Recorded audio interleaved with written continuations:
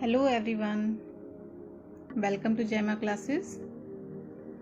आज की वीडियो में हम पढ़ेंगे एटमॉस्फेयर। एटमॉस्फेयर क्या है, इसकी इम्पोर्टेंस क्या है, इसको आज हम इसमें सीखेंगे। सबसे पहले हम डायग्राम देख लेते हैं जल्दी से। ये डायग्राम में देखेंगे आप अर्थ के ऊपर कुछ लेयर्स दिखाई दे रही है, स्फीयर्स दिखाई दे रहे हैं। ये लेयर ऑफ एयर है, ये वायु के लेयर्स हैं, बहुत सारी गैसेज हैं, उसके लेयर्स बने हुए हैं और जो हमारी धरती को चारों तरफ से ढके हुए हैं, इसी को एटमॉस्फेयर कहते हैं। Our earth is surrounded by layers of air, it is called atmosphere. ये लेयर कैसे काम करती है? ये लेयर हमारी अर्थ को, हमें सूर्य की अल्ट्रा वायलेट रेज से बचाती हैं और मीटियोराइट से बचाती हैं। एटमॉस्फेयर की वजह से ही जो धरती पे जीवन संभव है। अब हम इसका स्ट्रक्चर कैसा है, कौन कौन से स्फीयर हैं, ये पढ़ेंगे हम वन बाय वन। तो सबसे पहले हम जान लेते हैं कि इसकी जो है एटमॉस्फेयर की 5 स्फीयर्स हैं। सबसे पहली स्फीयर वो है ट्रोपोस्फेयर। ट्रोपोस्फेयर ये धरती के सबसे नज़दीक की जो है नियरेस्ट लेयर है, सबसे नज़दीक की लेयर ट्रोपोस्फेयर है। जितना भी लिविंग बीन्स हैं, जो भी लिविंग बीन्स सरवाइव करते हैं, वो सब इसी स्फीयर में करते हैं। इसमें क्योंकि यहाँ पर लाइफ सपोर्ट सिस्टम जो है केवल यहीं पर होता है। क्यों होता है लाइफ इसमें, यहीं पे लाइफ क्यों संभव है इस स्फीयर में ही, तो उसके मैं कई सारे पॉइंट्स आपको कैरेक्टरिस्टिक्स बताऊंगी।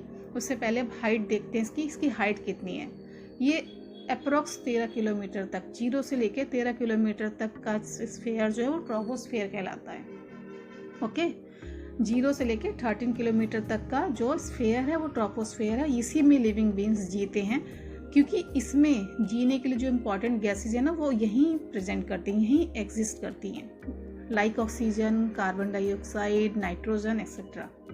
ओके, और जो जितने भी वेदर कंडीशन होती हैं, वेदर फिनोमिना है, सब यहीं होती हैं, इसी लेयर में होती हैं, इसी स्फीयर में होती हैं। ओके, तो इस वजह से बारिश हो गया, बादल बनना हो गया, आंधी तूफान हो गया, है ना, ये सारी चीज़ें वेदर फिनोमिना यहीं होता है ट्रोपोस्फेयर में, इसीलिए यहाँ पर जीवन संभव है। नेक्स्ट आता है स्ट्रेटोस्फेयर।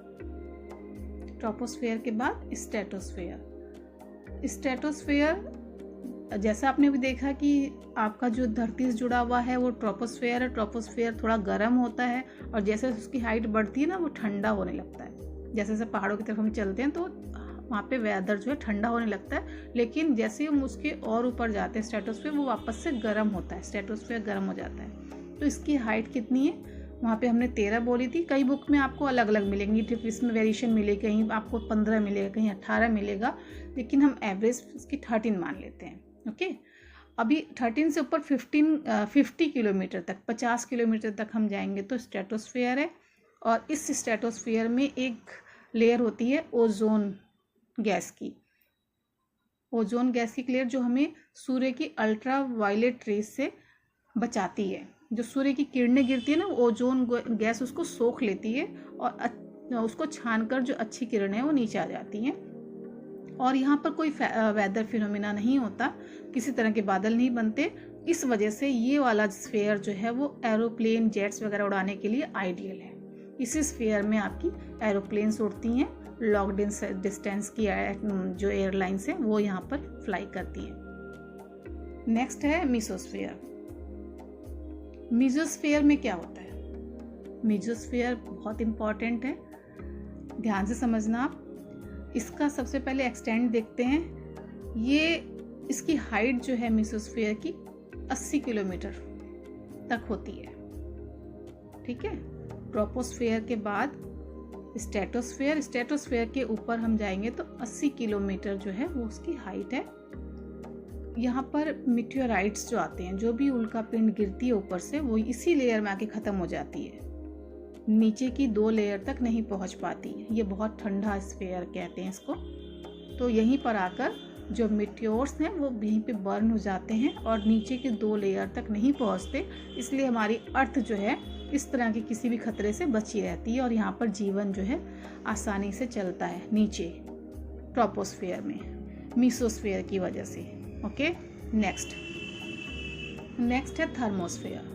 जो 4th स्फीयर है एटमॉस्फेयर की वो है थर्मोस्फेयर।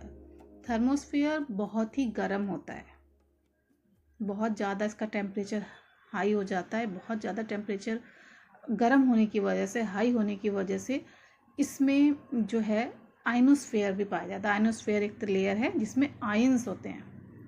ये जो है इसमें जो इलेक्ट्रिक चार्जेस होती हैं, जो सूरज की किरणें जब आयंस पे पड़ती है ना तो उसमें इलेक्ट्रिक चार्ज आता है और ये हमेशा अपने स्फीयर में ही ऊपर नीचे घूमते रहते हैं, लगातार कंटिन्यूस घूमते रहते हैं।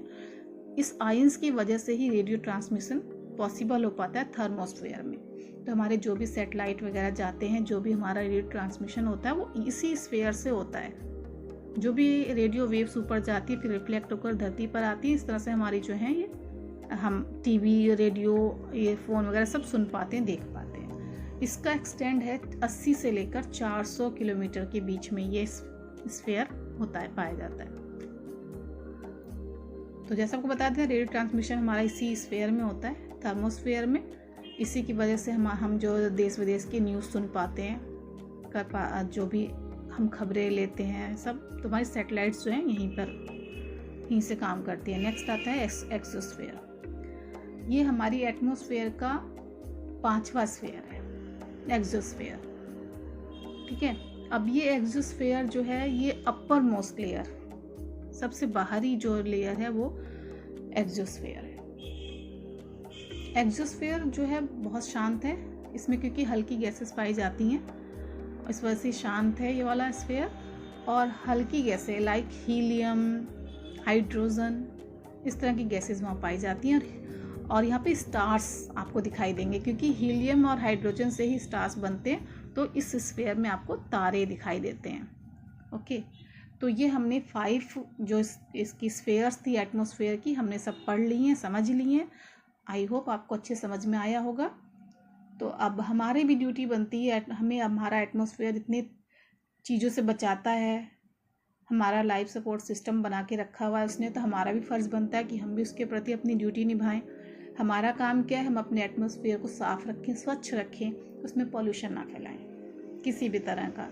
तो इस तरह से हम अपनी लाइफ को, अपनी हेल्थ को अच्छा रख पाएंगे और आने वाली जनरेशन को भी एक अच्छा एटमॉस्फेयर दे पाएंगे। ठीक है, तो अब मैं उम्मीद करती हूँ कि आपको ये वीडियो बहुत अच्छी लगी होगी। तो आप इस कमेंट कीजिए, लाइक कीजिए, शेयर कीजिए वीडियो और चैनल को सब्सक्राइब कीजिए। Thank you, till then bye.